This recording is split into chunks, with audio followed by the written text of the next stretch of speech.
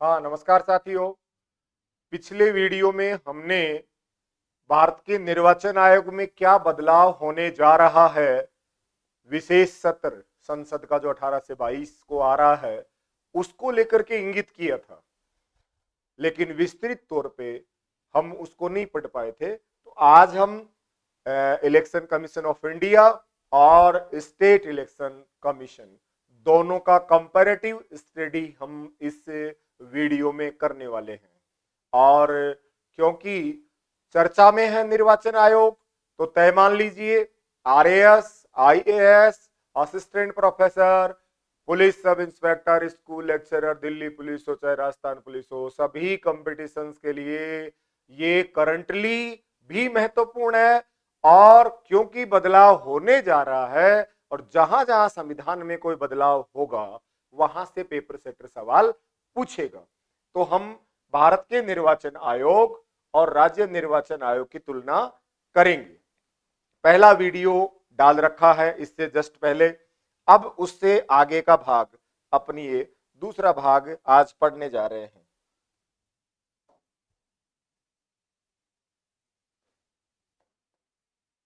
तो भारत का निर्वाचन आयोग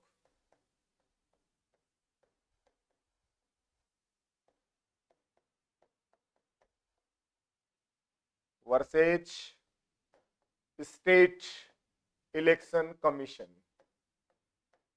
राज्य निर्वाचन आयोग।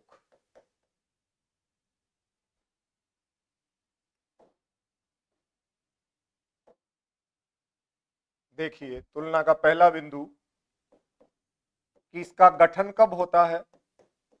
इसका गठन होता है 25 जनवरी 1950। और ये राज्य निर्वाचन आयोग कब से अस्तित्व में आता है? ये आता है 73वें एवं 74वें संविधान संशोधन 1992 के अंतर्गत राजस्थान में 23 अप्रैल 1994। ध्यान दीजिए, 23 अप्रैल 1994। कौन कौन सा कॉन्स्टिट्यूशन अमेंडमेंट है? 73rd, 74th 1992 में पार्लियामेंट ने पारित कर दिए थे और 23 अप्रैल 1994 को ये राजस्थान में लागू हुआ। अतः ये इसका गठन हो रहा है बाद में। इसका मतलब है ये मूल संविधान में था, क्योंकि तारीख ही संविधान लागू होने से एक दिन पहले की है। और स्टेट इलेक्शन कमीशन ये मूल संविधान में नहीं है। दोनों की ही प्रकृति कैसी है? प्रकृति से दोनों ही संवैधानिक हैं, दोनों ही संवैधानिक हैं, ये भी और ये भी। क्योंकि आर्टिकल 324 से और आर्टिकल 329 तक भारत का निर्वाचन आयोग है और भाग 15 में है। और ये आर्टिकल 243 तय, अंग्रेजी में हम कहेंगे के, और अनुच्छेद 243 या का जेड ए, ये आपकी पंचायतों से रिलेटेड, पंचायतों का चुनाव, और ये नगर निकायों का चुनाव। ध्यान रखिए मित्रों, आर्टिकल 243 तय हर कोई पढ़ा रहा है और पढ़ रहा है ना, यहां से सवाल आया है आज तक, लेकिन भविष्य का यह सवाल है कि नगर निकायों के लिए चुनाव भारतीय संविधान के किस आर्टिकल में है? तो 243 जेड ए, जेड हिंदी में ये और एक कै, तो मैंने दो बार लिख दिया है। ये लिखने का आशय है विशेषतः इस पे फोकस रखना। ये हो सकता है मेरे पढ़ाने से पहले भी आपको आ रहा होगा कि अनुच्छेद 243 के यानी हिंदी में तय पंचायतों से संबंधित चुनाव है। तो दोनों ही आयोग कैसे हैं प्रकृति से? प्रकृति से दोनों के दोनों संवैधानिक हैं, संविधान में इनका उल्लेख हुआ है। पिछले वीडियो में मैंने आपको बता दिया था, फिर भी हिंट देके लिख देता हूं यहां मैं। राष्ट्रीय मतदाता दिवस शॉर्ट में लिखा है लेकिन बोल में रहा हूं। राष्ट्रीय मतदाता दिवस 2011 से और हम मनाने लगे हैं। 2011 से राष्ट्रीय मतदाता दिवस 25 जनवरी को मनाया जा रहा है। क्यों? क्योंकि 25 जनवरी 1950 को हमारे भारत के निर्वाचन आयोग का गठन हुआ है, संविधान लागू होने के एक दिन पहले। इसकी संरचना, आगे चलिए,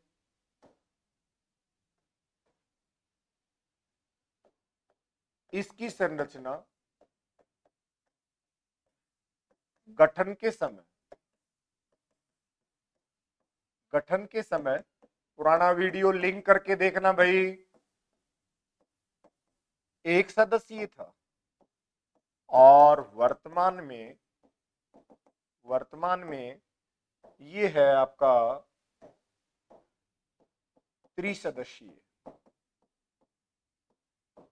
त्रिसदस्यीय आयोग। यानी आप ये कह सकते हैं कि ये बहुसदस्यीय है, बहुसदस्यीय है।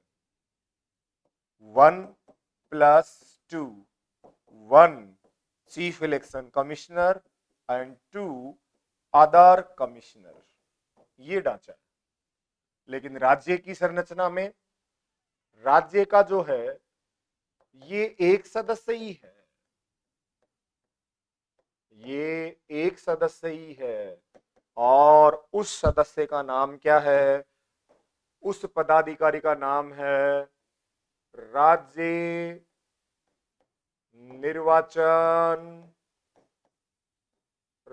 निर्वाचन आयुक्त, स्टेट इलेक्शन कमिश्नर। ध्यान रखना, स्टेट इलेक्शन कमिश्नर राज्य निर्वाचन आयोग के पदाधिकारी का नाम है। और ये जो होता है ये रिटायर्ड आईएएस होता है, रिटायर्ड आईएएस है। राज्य में उधर भी है व्यवस्था, अब मैं उससे आगे आ रहा हूं यहां की व्यवस्था पे, तो ध्यान रखना। यहां जो है, यहां राज्य में राज्य निर्वाचन अधिकारी होता है। कौन होता है? राज्य निर्वाचन अधिकारी, स्टेट इलेक्शन ऑफिसर। और ये मित्रों आईएएस है, वर्तमान में सीनियर सुपर टाइम स्केल का आईएएस होता है। तो अब ध्यान दीजिए एक बार, यहां आपका राज्य निर्वाचन आयुक्त, कमिश्नर आयुक्त, और यहां अधिकारी officer, state election officer Bharat के निर्वाचन आयोग के अधीन राज्य में काम करेगा। लोकसभा, राज्यसभा, इन सब का चुनाव कराने में। पंचायत और नगर निकायों के लिए जो अधिकारी है उसका नाम है राज्य निर्वाचन आयुक्त। ध्यानपूर्वक देखना मित्रों, ये आयुक्त है और ये अधिकारी है। अखबार में नाम यदि राज्य निर्वाचन अधिकारी का आ रहा है लोकसभा चुनाव में, राज्यसभा में, तब ये ना पूछ के ये पूछता है आयुक्त। और जब पंचायतों का चुनाव हो रहा हो और नाम आ रहा हो राज्य निर्वाचन आयुक्त का, तब आपको राज्य निर्वाचन अधिकारी पूछता है, कंफ्यूजन क्रिएट करता है। अतः अधिकारी भारत के निर्वाचन आयोग के अधीन और राज्य निर्वाचन आयुक्त स्वतंत्र रूप से राज्य में पंचायत और नगर निकायों के चुनाव के कार्य करवाता है। तो ध्यान दीजिए, यहां इस समय यदि मैं बात करूं कि राजस्थान के वर्तमान स्टेट इलेक्शन कमिश्नर कौन है? वर्तमान में स्टेट इलेक्शन कमिश्नर, आगे ले लेता हूं मैं,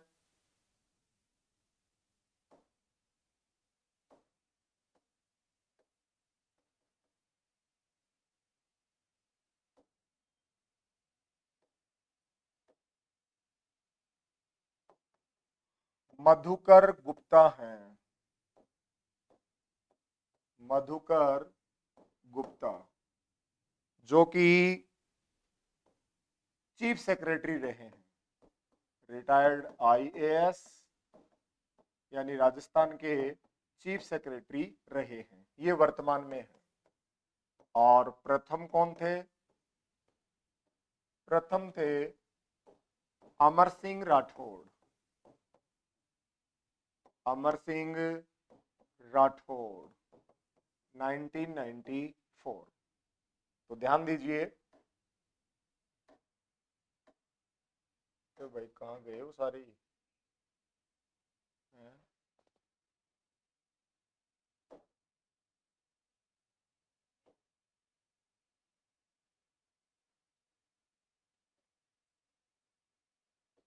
कैसे हटे?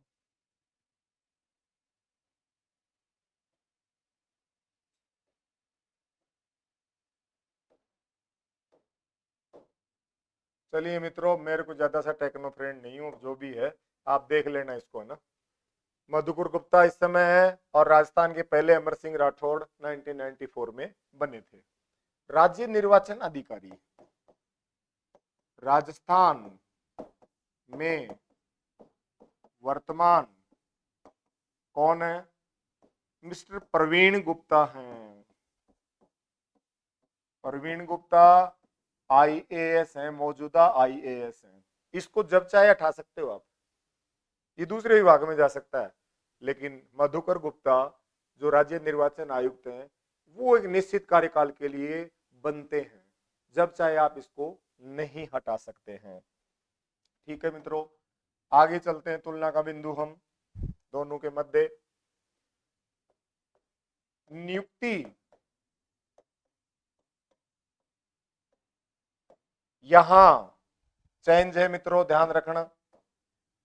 नियुक्ति करने को कौन कर रहा है? राष्ट्रपति कर रहा है, इसमें कोई दो राय नहीं है।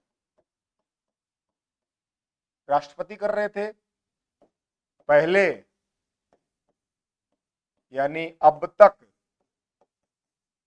व्यवस्था क्या है? प्रधानमंत्री प्लस सीजेआई प्लस नेता प्रतिपक्ष लोकसभा, ये एक समिति गठित होती है और इस समिति की सिफारिश पर राष्ट्रपति करते हैं। ये त्रिसदस्यीय कमेटी थी पहले, और सुप्रीम कोर्ट के निर्णय 2 मार्च 2023 तक और अब तक व्यवस्था ये है। लेकिन अब सत्र आ रहा है तो यहां बदलाव होगा। अब इस व्यवस्था में, ये जो व्यवस्था है, इसमें क्या होने जा रहा है? परिवर्तन। और वो परिवर्तन क्या है? वो परिवर्तन है कि अब इस कमेटी में प्रधानमंत्री, एक कैबिनेट मंत्री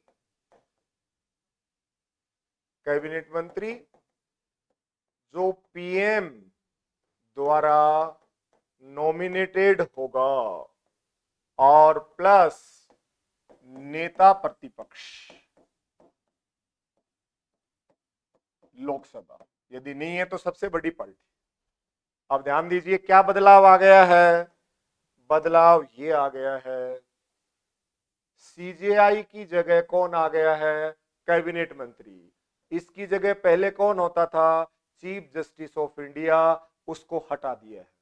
और कैबिनेट मंत्री अब मुख्य निर्वाचन आयुक्त और अन्य आयुक्त की नियुक्ति से पहले जो सिलेक्शन कमेटी होगी प्रधानमंत्री की अध्यक्षता में, उसमें पीएम द्वारा नॉमिनेटेड एक कैबिनेट मंत्री और नेता प्रतिपक्ष, यदि नहीं है मान्यता तो सबसे बड़े दल के नेता को रखा जाएगा और निर्णय या तो सर्वसम्मति से हो, निर्णय या तो किससे होगा, सर्वसम्मति से या फिर बहुमत से। अगर सर्वसम्मति बनती है तो ठीक है, लेकिन यदि बहुमत होता है तो 2-1 से बहुमत पहले से ही है प्रधानमंत्री के पास, अतः पीएम चाहेगा वो ही बनेगा मुख्य निर्वाचन आयुक्त, ये तय मान लीजिए। जबकि निष्पक्षता और पारदर्शिता के लिए क्या चाहिए था, यहां कैबिनेट मंत्री की जगह लोकसभा अध्यक्ष कर देते आप सीजीआई को रहने देते, कहां दिक्कत आ रही थी, जब तक अब तक व्यवस्था थी तो उसको भी रहने देते। लेकिन ठीक है, अब जैसा संशोधन किया जाएगा मैं वो ही पढ़ाऊंगा। मैं सांसद नहीं हूं, मैं कोई मंत्री नहीं हूं, मैं न्यायपालिका नहीं हूं, मेरे सामने संविधान का जो खाका पेश किया जाएगा मैं पढ़ा दूंगा। ये आप पर निर्भर है कि आप इन सरकारों से सवाल करें और पूछें कि इस बदलाव के पीछे का क्या कारण है। बाकी आप पूछिए, ये मेरा काम नहीं है, मैं जो बनाएंगे वो पढ़ा दूंगा। तो ये नियुक्ति, यहां जो नियुक्ति स्टेट इलेक्शन कमिश्नर की, यहां सीएम प्लस नेता प्रतिपक्ष विधानसभा और प्लस आपका एक इसमें विधानसभा अध्यक्ष है शायद,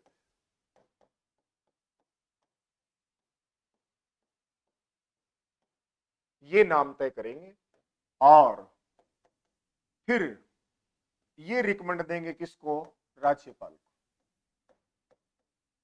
तो हम ये कह सकेंगे कि सीएम की अध्यक्षता में गठित एक समिति की सिफारिश पर राज्यपाल, पीएम की अध्यक्षता में गठित एक समिति की सिफारिश पर कौन, राष्ट्रपति, ये नियुक्ति होगी। चलिए आगे देखते हैं। यहां प्रधानमंत्री कैबिनेट आ गया है।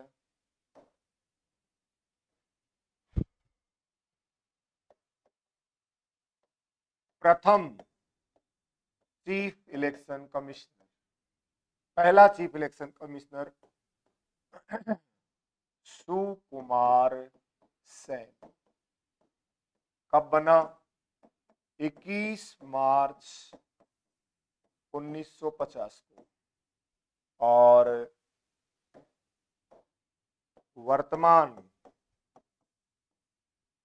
वर्तमान में चीफ इलेक्शन कमिश्नर तो हैं मिस्टर राजीव कुमार, और जो 2 अदर कमिश्नर हैं, वो 2 अदर कमिश्नर हैं, अनूप चंद्र पांडे है और मिस्टर अरुण गोयल। इसकी नियुक्ति पे भी विवाद था, क्योंकि 24 घंटे में वीआरएस और 24 घंटे में नियुक्ति, तो सुप्रीम कोर्ट ने भी पूछा कि भाई ऐसा क्या है कि 24 घंटे में आप वीआरएस स्वीकृत कर रहे हो, एक ही व्यक्ति था क्या ये, चलिए बहुत अच्छा व्यक्ति है कोई बात नहीं, लेकिन आपका नियुक्ति प्रोसेस क्या है। तो सरकार से सीधा सवाल केएम जोसेफ की अध्यक्षता वाली संविधान पीठ ने किया कि 24 घंटे में वीआरएस भी, 24 घंटे में नाम भी तय, 24 घंटे में राष्ट्रपति के साइन भी हो गए, 18 को वीआरएस होता है और 19 को नियुक्ति हो जाती है, उसके बाद सुप्रीम कोर्ट का डिसीजन आता ही है। ये पूर्व में मैं लिख चुका हूं आपके यहां, फिर भी मैं दोबारा लिख रहा हूं। यहां प्रथम अमर सिंह राठौड़ 1994, और वर्तमान में कौन है, वर्तमान में है Madhukar Gupta, retired chief secretary यानी आईएएस, ये है, और ये सदस्य ही है उस राज्य निर्वाचन आयोग का जो सचिव होगा, वो यहाँ राज्य निर्वाचन जो अधिकारी होता है वो राज्य निर्वाचन आयोग में सचिव का कार्य करता है, बाकी ये एक सदस्य ही होता है। चलिए आगे चलते हैं। छठा बिंदु, कार्यकाल। देखिए मित्रों, चीफ इलेक्शन कमिश्नर या अदर कमिश्नर का कार्यकाल है 6 वर्ष या 65 वर्ष की आयु। जो भी पहले हो, जो भी पहले हो, या तो नियुक्ति से 6 साल या फिर उम्र 65 साल पहले हो जाए, वो कार्यकाल है। यहां कार्यकाल यहां भिन्न है। स्टेट का जो कार्यकाल है स्टेट इलेक्शन कमिश्नर का, वो है 5 वर्ष या 65 वर्ष की आयु। जो भी पहले हो, ध्यान रखिए, यहां 6 वर्ष और यहां 65 वर्ष की आयु, जो भी पहले हो।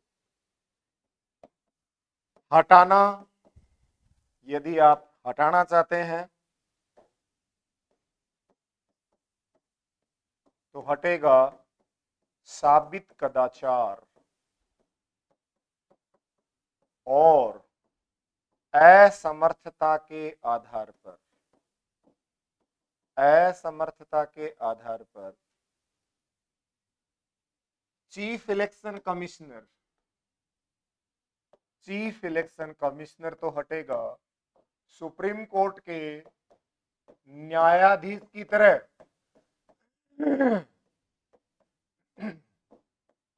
एक बात का ध्यान रखना, महाभियोग लिखा हुआ है बहुत सी किताबों में, महाभियोग मत कर देना भाई। एससी का मतलब यहां सुप्रीम कोर्ट है, चीफ इलेक्शन कमिश्नर तो। और अदर कमिश्नर कैसे हटेंगे? चीफ इलेक्शन कमिश्नर की सलाह से राष्ट्रपति द्वारा। ये कैसे हटेंगे? अगर इसको हटाना पड़े आपको तो आधार वही है, आधार, साबित कदाचार और असमर्थता। और हटेगा कैसे भाई? हटेगा ये एक तरह से इसको हटाया जाएगा राज्यपाल द्वारा, हाई कोर्ट के न्यायाधीश की तरह। लेकिन संसद में नहीं जाएगा मामला, ये हाई कोर्ट के न्यायाधीश की तरह एज इट इज नहीं होगा, मामला सुप्रीम कोर्ट तक भी जाएगा, केस होगा। तो साबित कदाचार और असमर्थता को आप चैलेंज करेंगे तो लास्ट जो पावर है हटाने की वो राज्यपाल है। होने को यहां पर भी चीफ इलेक्शन के सलाह से यहां राष्ट्रपति हटा रहा है, यहां सुप्रीम कोर्ट के न्यायाधीश की तरह, यानी संसद में प्रस्ताव आएगा, अंत में साइन तो राष्ट्रपति ही करता है। यहां लास्ट सिग्नेचर पावर किसके पास है? गवर्नर के पास है। चलिए मित्रों आगे, इसका कार्य क्या है?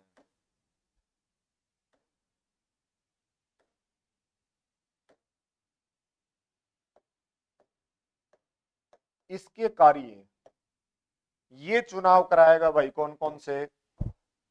President, vice president, Lok Sabha, Rajya Sabha, Vidhan Sabha, Vidhan Parishad के चुनाव।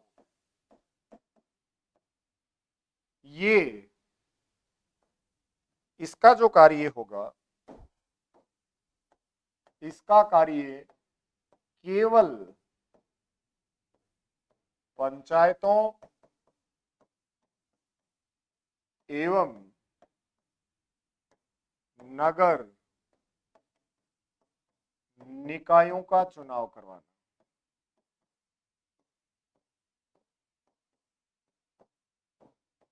ये इसका कार्य रहेगा।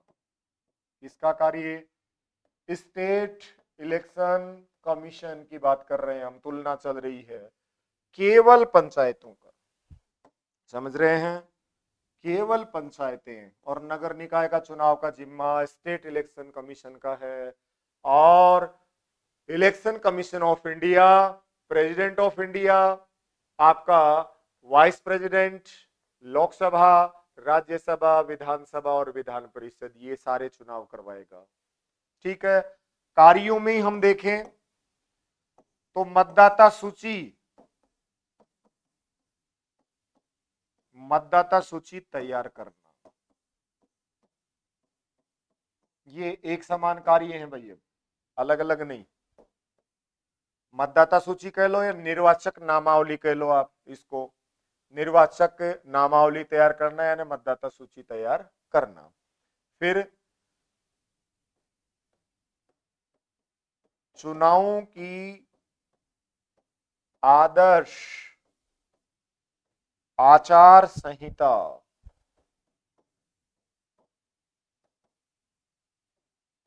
बनाना और लागू करना। अब अगले में मैं कॉमन कार्य हैं भाई ये इनके, इसलिए कार्यों में कॉमन सीधा ही लिख रहा हूं। नंबर 3,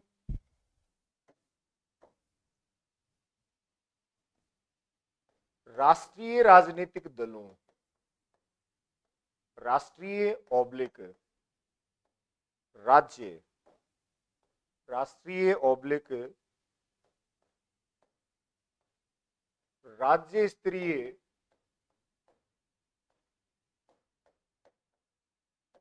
राजनीतिक दलों को मान्यता एवं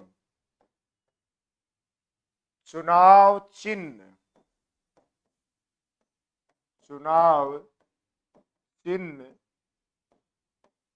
का आवंटन करना। महत्वपूर्ण कार्य है। कौन सी पार्टी नेशनल पॉलिटिकल पार्टी होगी, कौन सी स्टेट लेवल, एक क्लास लेके आऊंगा मैं केवल इसी पे कि राष्ट्रीय का दर्जा देने के लिए क्या प्रावधान है, राज्य का दर्जा देने के लिए क्या प्रावधान है, 6 दल इस समय राष्ट्रीय राजनीतिक दल हैं, कौन कौन से हैं, क्या क्या उनका इतिहास है, और राज्य स्तरीय दल कितने हैं, मुख्य मुख्य दल। 1-1.25 घंटे का काम है और ये हर परीक्षा में है, RAS में है, IAS में है, assistant professor, school lecturer, police sub inspector, सब में है और करंटली चर्चा में भी था। चलिए अगला कार्य,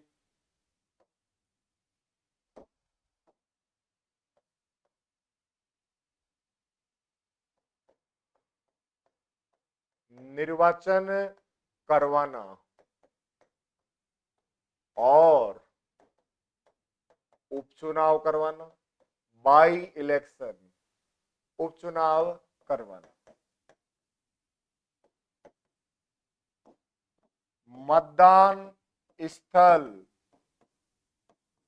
मतदान स्थलों को कैटेगराइज करना कि ये अति संवेदनशील है,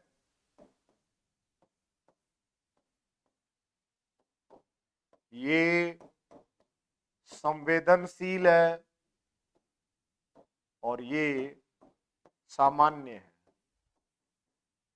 अति संवेदनशील है इसका मतलब सेना AK-47 और अत्याधुनिक हथियारों के साथ मोर्चा संभालेगी ताकि चुनाव निष्पक्ष हो सके, धनबल बाहुबल का प्रयोग करके EVM लूटी ना जाए, ये काम निर्वाचन आयोग का है। इसके बाद यदि किसी राष्ट्रीय राजनीतिक दल के प्रत्याशी का निधन चुनावों के दौरान हो जाए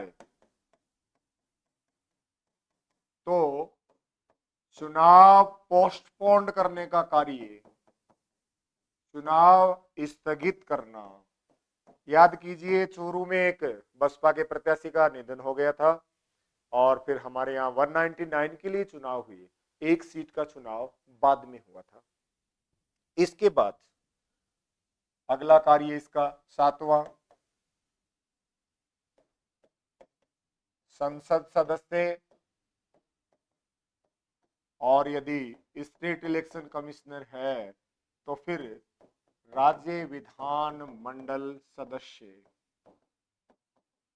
सदस्यों की आपराधिक स्तर पे, किस स्तर पर? आपराधिक स्तर पर निरहता यानी अयोग्यता के निर्धारण हेतु आपका इलेक्शन कमीशन ऑफ इंडिया किसको सलाह देगा? राष्ट्रपति को सलाह, और स्टेट इलेक्शन कमीशन राज्यपाल को सलाह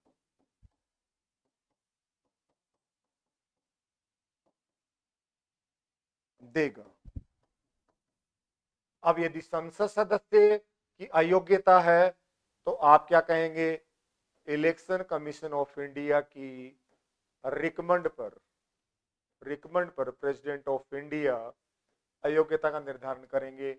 और यदि स्टेट का मामला है, विधानसभा और विधान परिषद के सदस्यों का मामला है, तो आप कहेंगे स्टेट इलेक्शन कमीशन की रिकमेंड पर, और कौन?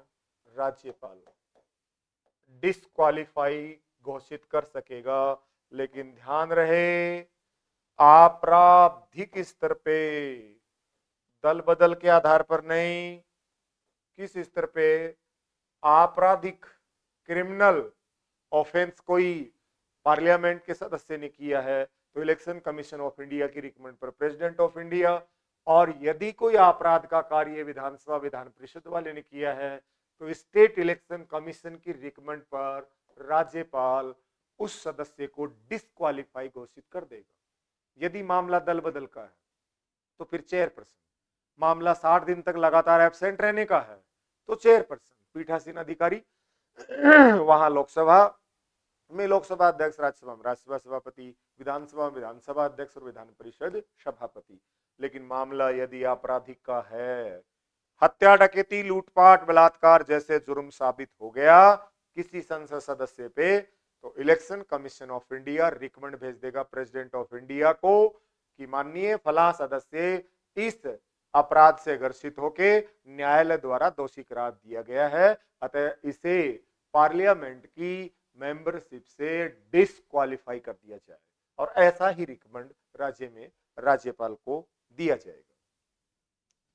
और भी बहुत सारे कार्य हैं, सवालों के तौर पर जब मैं लेकर के आऊंगा तब वो सब मैं शामिल उसमें करूंगा। अतः मित्रों, संविधान मेरी आत्मा और मेरा जीवन है, क्योंकि मैंने इस संविधान को बहुत पढ़ा है।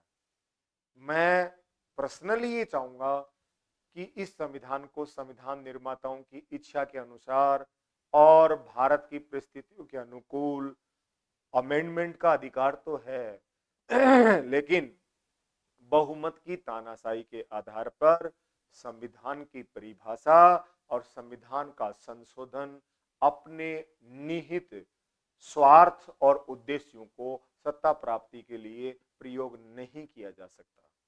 आज कोई व्यक्ति पदाधिकारी है, कल कोई और व्यक्ति पदाधिकारी होगा। आने वाली पीढ़ियों के लिए हम एक आदर्श संविधान छोड़ के जाएं। उस संविधान का उल्लंघन करने की शक्ति ना किसमें हो, लेजिस्लेटिव में, ना आपकी एग्जीक्यूटिव में, ना जुडिशरी में। व्यवस्थापिका, कार्यपालिका और न्यायपालिका अपनी अपनी जगह है, अपनी अपनी जगह सही तरीके से काम करें, निष्पक्ष तरीके से, पारदर्शी तरीके से, तब हम संविधान का संरक्षण और संविधान का अनुपालन कर पाएंगे। क्योंकि संविधान निर्माताओं ने इस संविधान का उल्लंघन करने वालों के लिए इसी में रास्ता दिया है। अतः डोर पतंगी हाथ में दे रखी है, व्यवस्थापिका बाहर जाती है तो न्यायपालिका उसको खींच लाएगी, न्यायपालिका बाहर जाती है तो व्यवस्थापिका संसद उसको खींच लाएगी, और कार्यपालिका हठधर्मिता पे जाएगी तो जुडिशरी प्रधानमंत्री हो चाहे मुख्यमंत्री हो, राज्यों को उसको में भी जेल भेजने की शक्ति उनके पास है।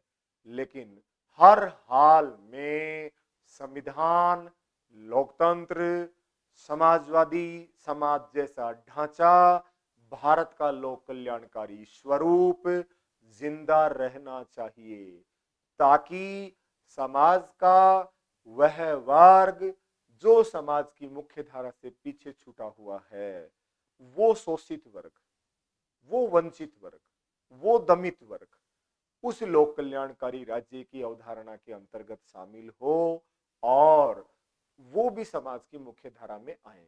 और ये हमारे नीति निर्देशक तत्वों में है, राज्य का समाजवादी स्वरूप और राज्य का लोक कल्याणकारी स्वरूप। अतः भारत वेलफेयर स्टेट है, भारत डेमोक्रेटिक स्टेट है, भारत सोशलिस्ट स्टेट है, भारत में कॉन्स्टिट्यूशन ही नहीं कॉन्स्टिट्यूशनलिज्म भी है, संविधान ही नहीं संविधानवाद भी है।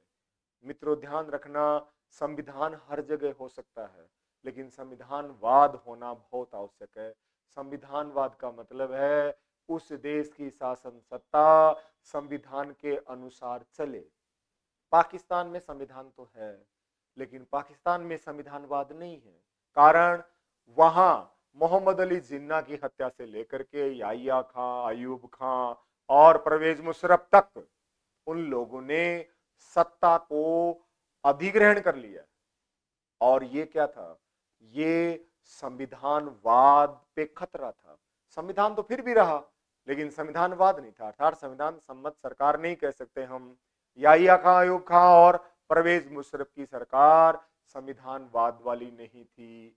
वो सैनिक तानाशाह बन करके उन्होंने वहां के प्रधानमंत्रियों को हटा दिया। भारत में ऐसा कभी नहीं हुआ। हमारे सैन्य अधिकारी, हमारे सेना के जनरल जो भी हैं, वो प्रधानमंत्री राष्ट्रपति की कुर्सी को केवल सलामी देते हैं।